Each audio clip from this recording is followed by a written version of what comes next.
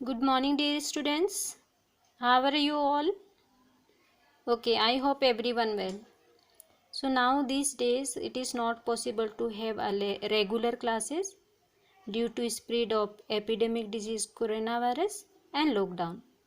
So we are planning to give online classes for you. Okay, so that will helpful to you. आज हम class 5th की रिमझिम हिंदी रिमझिम book पढ़ेंगे। रिमझिम बुक पार्ट 1 राख की रस्सी। ओके, कौन सी पार्ट पढ़ेंगे? पार्ट 1 राख की रस्सी। इस जब हम इस पार्ट को पढ़ेंगे तो इसमें बहुत से आप कठिन शब्दार्थ आएंगे जिनका मीनिंग आपको शायद नहीं पता, वो भी आपको बताया जाएगा। तो ये एक तिब्बत की कहानी है, तिब्बत की लोक कथा है, वहाँ की कहानी है। ठीक है, उसके बारे में आप पढ़ेंगे। ओके,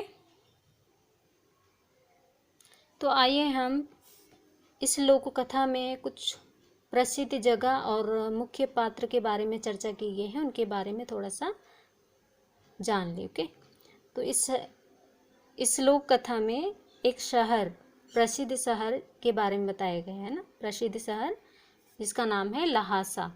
ठीक है, लहासा। और तिब्बत के लोग किस धर्म का अनुसरण करते हैं, किस धर्म का पालन करते हैं? बौद्ध धर्म। ठीक है, इस लोक कथा में हम तिब्बत के 32वें राजा जिनका नाम है सोनगवसेन गापो, उनके बारे में पढ़ेंगे। ठीक है, तो राजा का नाम क्या था?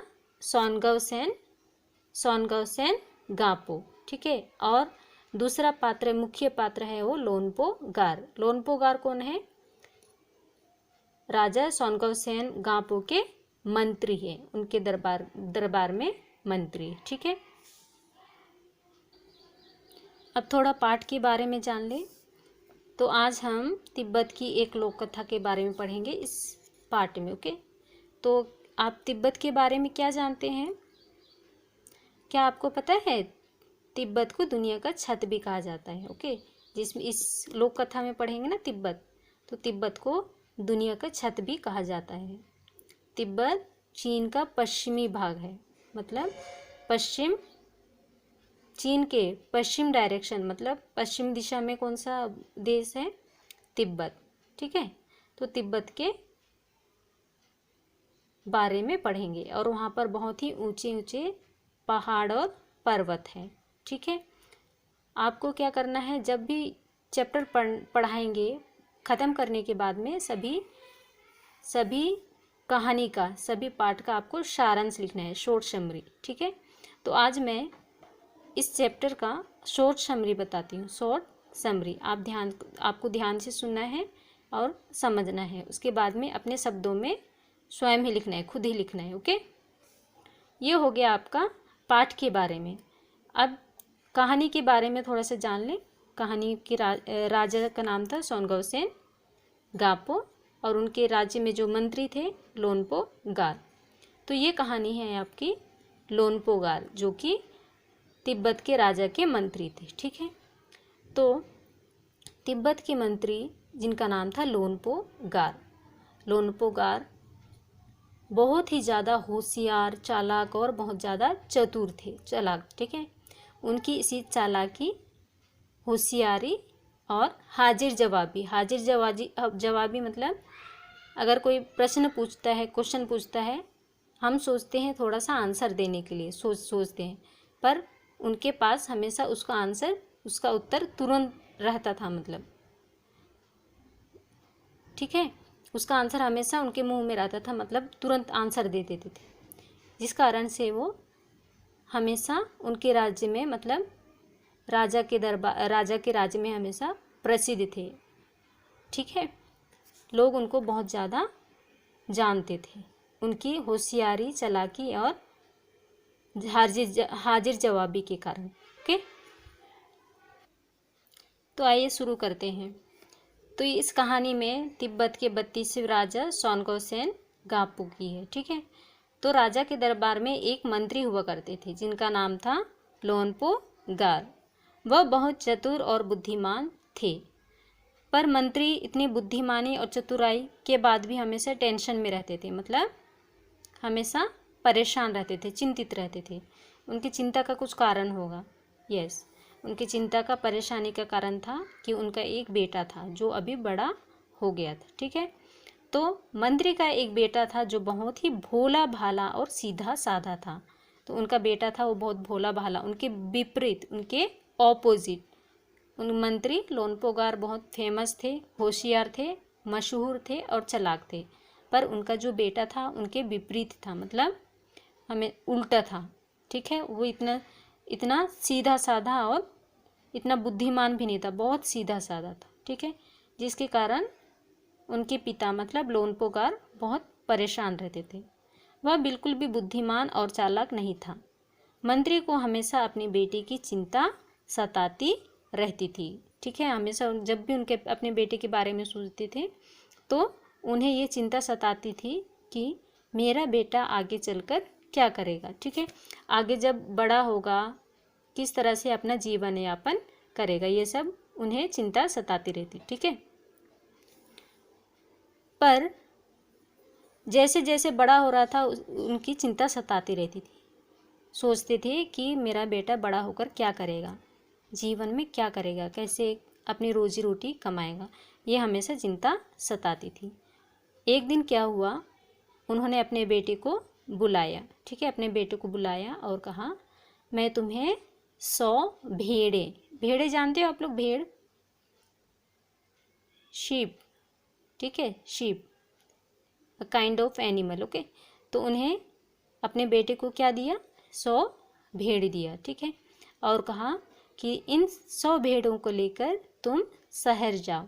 कहाँ जाओ, शहर। ओके, पर ध्यान रहे जब तुम 100 भेड़ों को लेकर शहर जाओगे तो जब तुम वापस आओगे, अपने साथ जब वापस आओगे तो अपने साथ जौ की 100 बोरी को लेके आना है। जौ की 100 बोरी इन भेड़ों के साथ भी लेके आना है। ठीक है, मतलब 100 भेड़ों को तो लेके आना है और अपने साथ में 100 बोरी जौ को भी लेके आना है। पर ध्यान रहे उन्हें काटना, मारना या बेचना नहीं है, मतलब उन्हें किसी तरह की चोट नहीं पहुंचानी है। ठीक है, तो आप बता सकते हैं ऐसा क्यों किया होगा। यस, उन्हें ये जानने की कि उनका बेटा भेड़ों को, 100 भेड़ों को बिना बेचे, बिना मारे या बिना नुकसान पहुंचाए किस तरह से अपना दिमाग का यूज़ करके, अपने दिमाग का प्रयोग करके किस तरह से 100 बोरी जो कि खरीद के लाएगा। ठीक है, तो यही सब जानने के लिए वो क्या किया, बोला कि इनको किसी तरह का हार्म नहीं पहुंचाने, किसी तरह का नुकसान नहीं पहुंचाना है, पर तुम वापस आओगे तो उन्हें बोरी भी लेके आना है। उनका बेटा पहुंचे शहर। चलते चलते, सोचते सोचते वो शहर पहुंच गए। पर वहाँ पर जब कुछ समझ में नहीं आया, जब शहर पहुंचा तो उसने देखा कि यहाँ तो सभी चीज़ें एकदम पैसे से मिल रही है, पर मेरे पास तो पैसे नहीं है। ठीक है, पैसे नहीं है, अब मैं जौ की बोरियां कैसे खरीदूंगा। तो वो सोचते सोचते उदास और हताश होकर एक जगह पर बैठ गए। ओके, एक जगह पर बैठ गया, चिंतित होके, परेशान होके। पर इतने में क्या हुआ, उधर से एक सुंदर सी लड़की आई और जब उनकी परेशानी देखी तो उसने पूछा कि परेशानी का क्या कारण है। ओके, इस पिक्चर में आप देख सकते हैं कि वो परेशानी का कारण पूछ रही। ठीक है, तो उन्हें पूछा कि आपकी परेशानी का क्या कारण है। तो उसने बताया कि मेरे पिताजी ने मुझे 100 भेड़ें दी और शहर भेजा और कहा कि इन भेड़ों को बिना नुकसान पहुंचाए और बिना मारे या बेचे बिना भी आपको जौ की 100 बोरी लेके आना है। ठीक है, पर ये तो बहुत बड़ी परेशानी है, मतलब पैसे नहीं है, मैं कैसे खरीदूंगा। तो लड़की ने थोड़ा सोचा, फिर उसने कहा बस इतनी सी बात। उसने कहा सभी भेड़ों को बाजार में लेकर के क्या किया, सभी बाल कटवा दिए। ठीक है, सभी भेड़ के बाल कटवा दिए, पर उससे जो पैसा मिला उससे क्या किया लड़की ने उसने जौ की 100 बोरी खरीदी और उसे लड़के को देते हुए कहा, लड़के को दिया और वापस अपने घर भेज दिया। इस तरह वह हंसी खुशी एकदम खुश होकर के अपने घर आ गया। जब वो घर आया तो लोनपोगार, मतलब इसका पिता था लोनपोगार मंत्री, उसने देखा कि कितना खुश है, अपना दिमाग लगा के बिना हार्म पहुँचाए, बिना चोट पहुँचाए अपना दिमाग लगा के जौ की बोरी भी ले आया और पूरे के पूरे 100 भेड़ भी ले आया। तो ये देखकर बहुत खुश हुआ। पर क्या हुआ, उसने बताया कि ये पिताजी, मुझे एक लड़की ने देखा, परेशानी में देखा, मेरी उसने मदद की, ठीक है। फिर उसने अपना दिमाग लगाकर ये काम किया, ये सुझाव दिया, ठीक है। तो जैसे ही उसने ये सुना वह थोड़ा चिंतित हो गया, मतलब थोड़ा परेशान हुआ कि ये तो इसने अपना दिमाग नहीं लगाया, पर इसने लड़की ने आइडिया दिया, लड़की ने यह सुझाव दिया, ठीक है। फिर वापस आया, कुछ नहीं हुआ। फिर कुछ दिन के बाद लोनपोगार मंत्री अपने बेटे को दोबारा से शहर भेजते हैं, ठीक है। अपने बेटे को दोबारा से शहर भेजते हैं, उन्हीं 100 भेड़ों को लेकर शहर भेजते हैं और कहते हैं कि इस बार तुम वही करना, इस बार भी तुम बिना बेचे हुए, इन भेड़ों को बिना बेचे हुए और इन्हें बिना नुकसान पहुंचाए, इनको बेचना भी नहीं और मारना भी नहीं है, शहर लेके जाना है और दोबारा से 100 बोरी जौ की लेके आना है। इस बार भी लड़का सोचते सोचते शहर पहुंचा, ठीक है। शहर पहुंचा और वह उसी जगह पर सोचते सोचते बैठ गया, ठीक है, बैठ गया। फिर उसे इस बार पूरा विश्वास था, उसे ये आश्वासन था कि इस बार भी लड़की आएगी, मेरी मदद करेगी, ठीक है। और ऐसा हुआ भी। कुछ देर के बाद लड़की आई, उसने परेशानी में देखा और लड़की आई वहाँ, ठीक है। इस बार भी लड़के ने बताया कि इस बार भी पिताजी ने मुझे 100 भेड़े लेकर के शहर भेज दिया, यहाँ पर आया मैं, और अभी फिर दोबारा से जौ की 100 बोरी लेके आने के लिए कहा। तो लड़की ने क्या किया, यहाँ पर देख सकते हैं आप, शहर आ गए, ठीक है। तो यहाँ पर क्या किया, लड़की ने फिर सोचा विचार किया, फिर सभी 100 भेड़ों को लेकर के कहाँ पहुँच गए, मार्केट में, ठीक है, वहाँ पर बाजार में ले गई। और इस बार उसने क्या किया, इन सभी 100 भेड़ों के जो सींग होते हैं ना, सींग, उनको कटवा दिए। कटवाने के बाद उसने पैसे मिले थे उससे 100 जौ की बोरी खरीद लिए, बोरियाँ, ठीक है। और उन बोरियों को लेकर के वो घर भेज दिया, ठीक है। इस बार भी जब वो घर पहुंचा तो यह देखकर बहुत खुश हुआ उसका पिता, मतलब लोनपोगार, ठीक है। जैसे ही घर पहुंचा तो इतना खुश था, पर उसने बताया, इस बार भी बताया कि पिताजी, इस बार भी मेरी लड़की ने मदद की, इस बार भी उस लड़की ने आकर मुझे चिंता में, परेशानी में देखकर मेरी मदद की। यह बात सुनकर थोड़ा आश्चर्य हुआ कि इस बार भी इसने कुछ नहीं, अपना दिमाग का यूज़ नहीं किया, ठीक है। फिर उसने बताया, अपने लोनपोगार मंत्री, उसने बताया कि लड़की इतनी चतुर, चालाक और होशियार है, उसने दोनों बार बिना परेशानी उठाए, बिना कुछ किए इतने अच्छे से सुझाव दिया अपने दिमाग का यूज़ करके। अब उसे जिज्ञासा हुई, जिज्ञासा मतलब जानने की इच्छा, ठीक है। अब वह लड़की से मिलना चाहता था, ठीक है। लोनपोगार लड़की से मिलना चाहता था।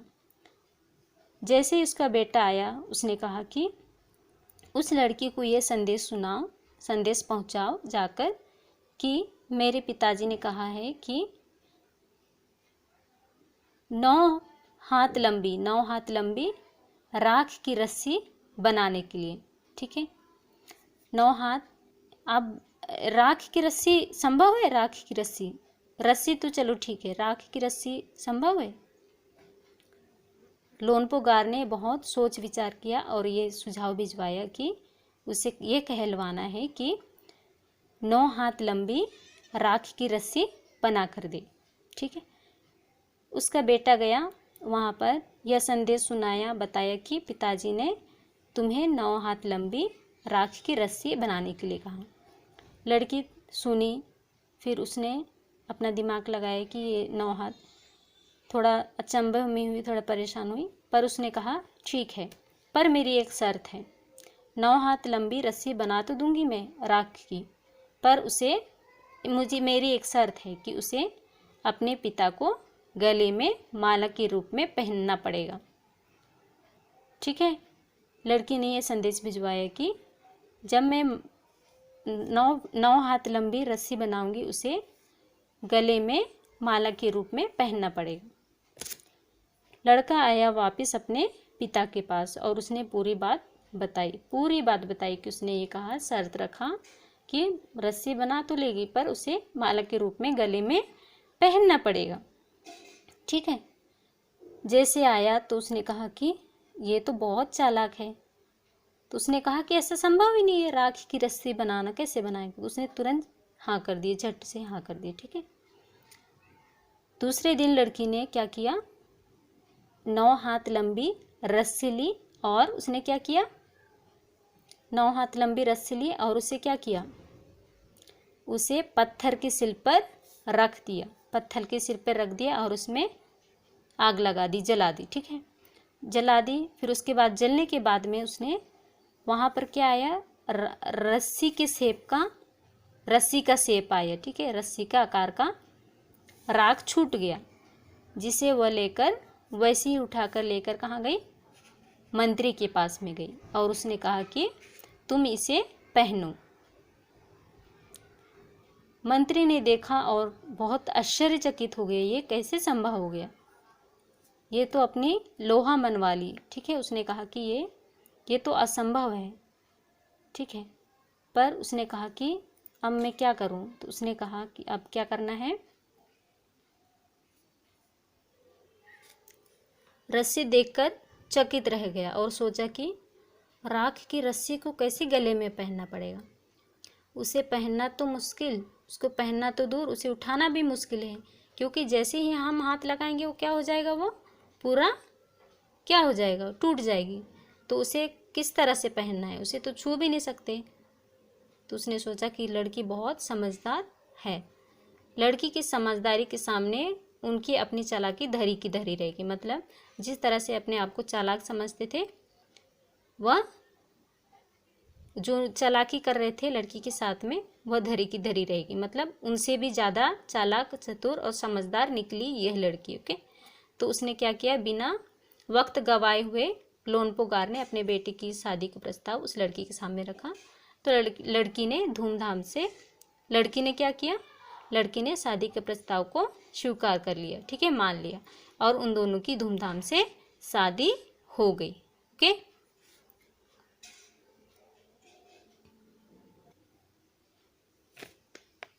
अब हमको एक्सरसाइज करना है, हमें एक्सरसाइज शुरू करना है। एक्सरसाइज शुरू करने से पहले come to page number 8। Okay, page number 8, page number 8, भोला भाला। इस एक्सरसाइज को शुरू करने से पहले आपको क्या करना है, आपको पूरे पाठ की, इस लोक कथा की सारांश लिखना है, शॉर्ट समरी। ठीक है, शॉर्ट में लिखना है। उसके बाद में लिखना है शब्दार्थ। शब्दार्थ, ओके। शब्दार्थ यहाँ पर देखिए, शब्दार्थ ऐसे हेडिंग डालना है। ओके, शब्दार्थ। तो चालाकी, चालाकी का मतलब कपट, हाजिर जवाबी, तुरंत उत्तर देना, मशहूर, प्रसिद्ध, होशियारी, बहुत ही समझदार, आप बीती, अपने ऊपर बीती हुई, चैन, आराम, असंभव, असंभव का मीनिंग होता है जो संभव नहीं है, जो बहुत कठिन और मुश्किल और कठिन है। ओके। प्रस्ताव, सुझाव, जरा, बिल्कुल भी, जरा भी, जरा सी मतलब बिल्कुल। ओके। निराश, निराश मतलब होता है हताश, उदास, उदास, यकीन, यकीन, विश्वास। ओके। तो हम प्रश्न उत्तर अभी लिखेंगे। आपको इसी तरह से हेडिंग डालना है। ओके, इसी तरह से आपको हेडिंग डालना है। प्रश्न नंबर 1, भोला भाला 1, तिब्बत के मंत्री अपने बेटे के भोलेपन से चिंतित रहते थे।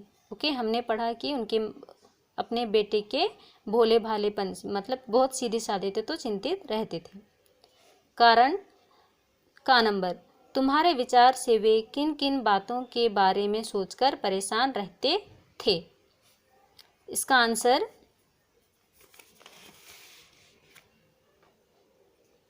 हमारे विचार से यह सोचते होंगे कि उनका बेटा आगे चलकर क्या करेगा, अपना जीवन यापन कैसे करेगा, क्योंकि वह बहुत ही भोला भाला और सीधा साधा था, जिसके कारण उसे कोई भी बेवकूफ़ बना सकते थे। Okay, this is the first number, first answer. Okay, खा नंबर, तुम तिब्बत के मंत्री की जगह होती तो क्या उपाय करती। अगर हम मंत्री के जगह होते तो अपने बेटे को बहुत प्यार से समझाते, उसे अच्छे बुरे का ज्ञान देते और ज़रूरत पड़ने पर उसकी परीक्षा भी लेते, ताकि वह अधिक समझदार व चतुर बन पाता। ओके, नेक्स्ट, शहर की तरफ का 1 नंबर, मंत्री ने अपने बेटे को शहर की तरफ रवाना किया। ओके, मंत्री ने लोन पुकारने शहर भेजा था अपने बेटे को। ओके, का नंबर, मंत्री ने अपने बेटे को शहर क्यों भेजा था, क्यों भेजा था। खा नंबर, उसने अपने बेटे को भेड़ों के साथ शहर में ही क्यों भेजा। ठीक है, का और खा नंबर का आंसर अभी आपको लिखना है। ओके, का नंबर, मंत्री ने अपने बेटे को शहर दुनियादारी सीखने के लिए भेजा था। खा नंबर उत्तर। ओके, आंसर, उसने अपने बेटे को भेड़ों के साथ शहर में ही भेजा क्योंकि वह अपने बेटे को थोड़ा समझदार व चतुर बनाना चाहता था। ओके, मीन्स वह जानना चाहता था कि किस तरह अपनी समझदारी व चतुराई से बिना भेड़ों को मारकर व बेचकर जौ की 100 बोरी लेकर आएगा। ओके, ये देखना चाहते था। ओके, गा नंबर, तुम्हारे घर के बड़े लोग पहले कहाँ रहते थे, घर में पता करो। आसपास में भी किसी ऐसे व्यक्ति के बारे में पता करो जो किसी दूसरे जगह जाकर बस गया हो। उनसे बातचीत करो और जानने की कोशिश करो कि क्या वे अपने निर्णय से खुश हैं, क्यों। एक पुरुष, एक महिला और एक बच्चे से बात करो। यह भी पूछो कि उन्होंने यह जगह क्यों छोड़ी। तो ये गा नंबर आपको स्वयं करना है, खुद ही करना है। ओके, आपको पूछना है कि किस जगह वहाँ पर आके क्यों बसे और उनका कारण क्या है। Okay, come to next, second number, जो एक तरह का अनाज है जिसे कई तरह से इस्तेमाल किया जाता है। इसकी रोटी बनाई जाती है, सत्तू बनाया जाता है और इसे भूंजकर भी खाया जाता है। ओके, सूखा भूनकर भी खाया जाता है। अपने घर में और स्कूल में बातचीत करके कुछ और अनाजों के नाम पता करो। ओके, जिस तरह मतलब जौ की तरह उनका उपयोग किया जाता है। तो यहाँ पर गेहूँ, बाजरा,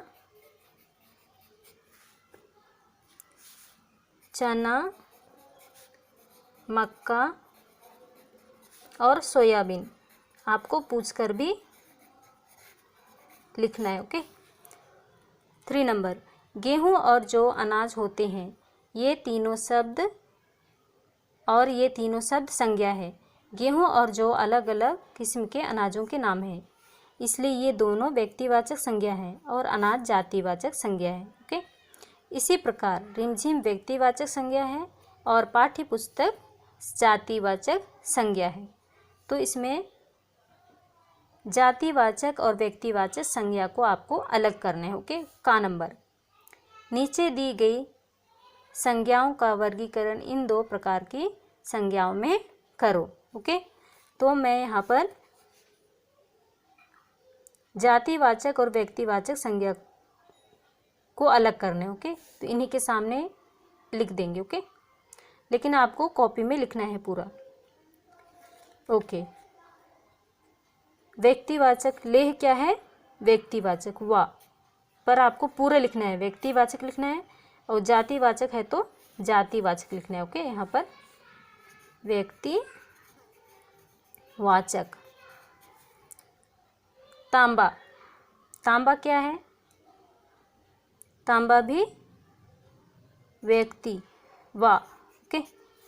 धातु क्या है? धातु ये है आपका जातिवाचक जा। खिचड़ी क्या है? खिचड़ी ये आपका व्यक्तिवाचक। शेरवानी क्या है? शेरवानी व्यक्तिवाचक। शहर क्या है? शहर पर्टिकुलर शहर नहीं दिया है ना यहाँ पर, दिल्ली, भोपाल, ग्वालियर ऐसे नहीं दिया है, शहर केवल बोला है। ठीक है, तो आपका आएगा ये जातिवाचक। भोजन, किसी पर्टिकुलर भोजन के बारे में नहीं बताया, केवल भोजन बोला है, भोजन के प्रकार नहीं बताए, तो ये क्या होगा आपका जातिवाचक। वेशभूषा, ये क्या है? वेशभूषा ये भी आपका जातिवाचक। ओके। अब सेकंड नंबर खा। ऊपर लिखी हर जातिवाचक संज्ञा के लिए 3 व्यक्तिवाचक संज्ञा खुद सोचकर लिखो। ठीक है, तो इसमें 3 संज्ञा के उदाहरण लिखने हैं। ओके, तो आप लिख सकते हैं यहाँ पर खा नंबर धातु। धातु का उदाहरण सोना, चांदी, तांबा। भोजन, भोजन का उदाहरण दाल, रोटी, चावल। शहर का उदाहरण दिल्ली, मुंबई, शिवपुरी। वेशभूषा sari, suit, dhoti. Okay, now come to next. शेर, मैं सवा शेर।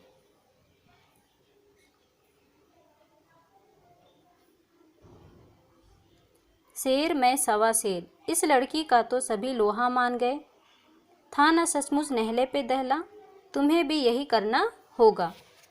तुम ऐसा कोई काम ढूंढो जिसे करने के लिए सूझबूझ की जरूरत हो, उसे एक कागज़ में लिखो और तुम अपनी चिट को एक डिब्बे में डाल दो। डिब्बे को बीच में रखकर उसके चारों ओर गोलाई में बैठ जाओ। अब एक एक करके उठाओ, उस डिब्बे से एक एक निकालो चिट और उसके लिए कोई उपाय सुझाओ। ओके, जिस बच्चे ने सबसे ज़्यादा उपाय सुझाया वह तुम्हारे कक्षा का बीरबल होगा। ये आपको करना है स्वयं। ठीक है, आपको जब हम क्लास में आएंगे, क्लास में तब इसको डिस्कस करेंगे। Okay, come to next. मंत्री ने बेटे से कहा, पिछली बार भेड़ों के बाल उतारकर बेचना मुझे जरा भी पसंद नहीं आया। क्या मंत्री को सचमुच यह बात पसंद नहीं आई थी? अपने उत्तर का कारण भी बताओ। ठीक है, मंत्री को ये बात पसंद तो आई थी, मतलब इतना बुरा नहीं लगा था, पर क्या हुआ था कि उसने कोई बात का बुरा पसंद नहीं आया, मतलब पसंद तो कुछ नहीं आया, मतलब कुछ ऐसे नहीं हुआ, पर उसने ये बुरा लगा कि अपना दिमाग का इस्तेमाल नहीं किया। हाँ, मंत्री को यह बात बिल्कुल भी पसंद नहीं आई थी, क्योंकि वह चाहते थे कि उनका बेटा स्वयं अपना दिमाग लगाकर होशियारी व समझदारी से 100 भेड़ों को बिना मारकर व बेचकर 100 बोरी जौ की खरीद कर लाए। परंतु वह आकर मंत्री को पूरी बात बताता है कि एक लड़की ने उसकी मदद की। ओके,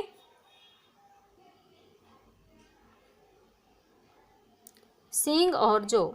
सींग मीन्स भेड़ों के सींग। ओके, भेड़ शीप, और जौ एक प्रकार का अनाज है। ओके, पहली बार में मंत्री के बेटे ने भेड़ों के बाल बेच दिए और दूसरी बार में भेड़ों के सींग बेच डाले।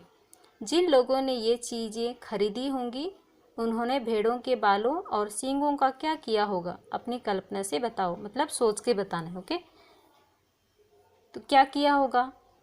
भेड़ों के बाल से तो वूलन कपड़े बनाए होंगे, ऊनी कपड़े। ठीक है, जिसे सर्दियों में पहने जाते हैं, जैसे स्वेटर। ओके, स्वेटर को तो ऊन से बनाते हैं ना, तो वो ऊन इन्हीं के हैं ना, ये वूलन।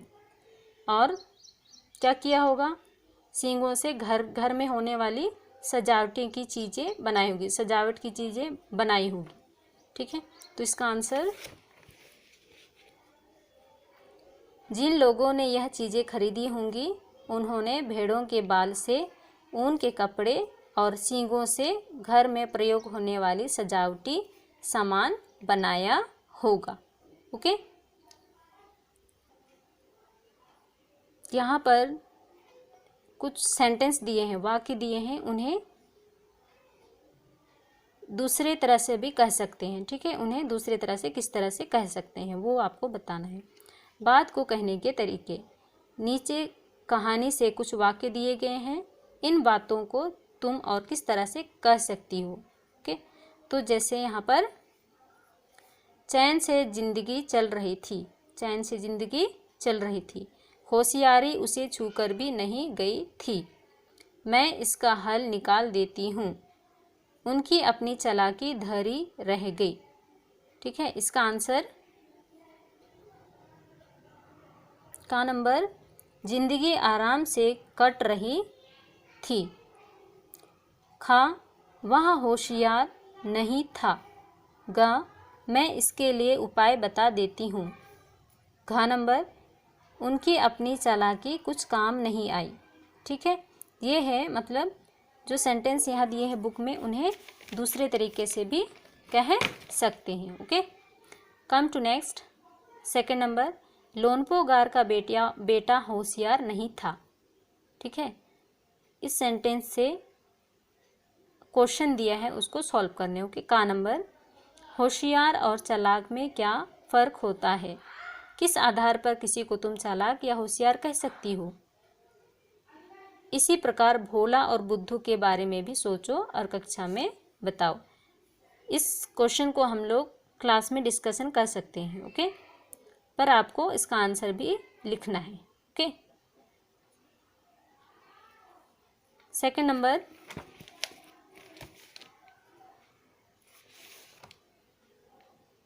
तो होशियारी, होशियार, होशियारी का मीनिंग है, होशियार का समझदार होना, जबकि चालाक का अर्थ है अत्यधिक चतुर या बुद्धिमान होना। ओके, होशियारी मीन्स, होशियारी का अर्थ है समझदार होना, और चालाकी, चालाकी का अर्थ है अत्यधिक चतुर होना, मतलब बहुत, इससे भी, चालाक से भी ज़्यादा चतुर बुद्धिमान होते हैं, उनको बोलते हैं होशियारी। ठीक है, अब लड़की को चालाकी या होशियारी या समझदारी क्या कह सकते हैं?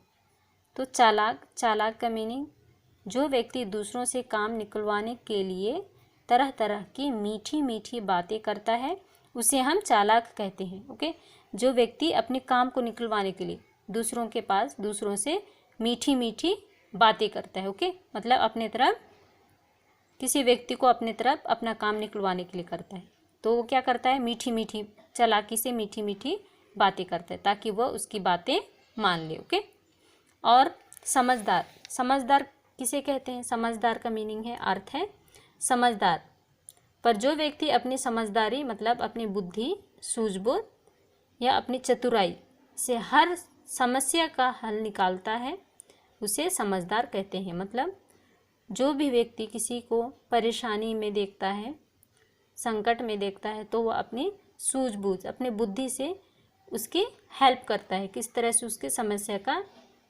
हल निकालता है, तो उस व्यक्ति को हम समझदार कह सकते हैं। ओके, और भोला, भोला का अर्थ है सीधा साधा होना, भोला का अर्थ है बिल्कुल सीधा साधा होना।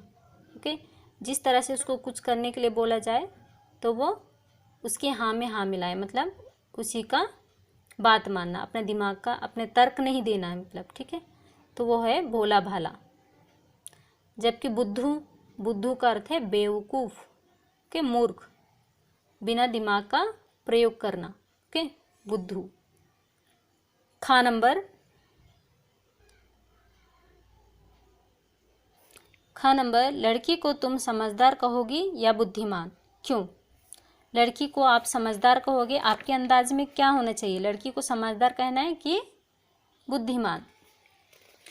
ओके, लड़की को हम बुद्धिमान कहेंगे क्योंकि वह, उसने अपनी बुद्धि से, अपनी सूझबूझ, अपनी तर्क, अपना दिमाग लगाकर हर समस्या का समाधान आसानी से निकाल रही थी। मतलब हर समस्या का समाधान खुद ही ढूंढ रही थी। ओके, मतलब वो किसी से कोई एडवाइस नहीं मांग रही थी, पर उसको उस कंडीशन में, उस समस्या, उस समय उसे जो अच्छा लगा, मतलब ये सही हो सकता है, उसने वही किया। ओके, मतलब अपनी बुद्धि लगाकर, अपनी सूझबूझ से उसने वो किया जो उसे अच्छा लगा, मतलब सही लगा। ओके, तो ये हो गया आपका पूरा चैप्टर। आपको ये सभी प्रश्न उत्तर, फर्स्ट नंबर पे आपको लिखना है सारांश। Okay, short summary of the chapter. Then second number you can write शब्दार्थ। शब्दार्थ लिखने के बाद में आपको लिखना है सभी question answer. Okay, okay, understood. Okay students,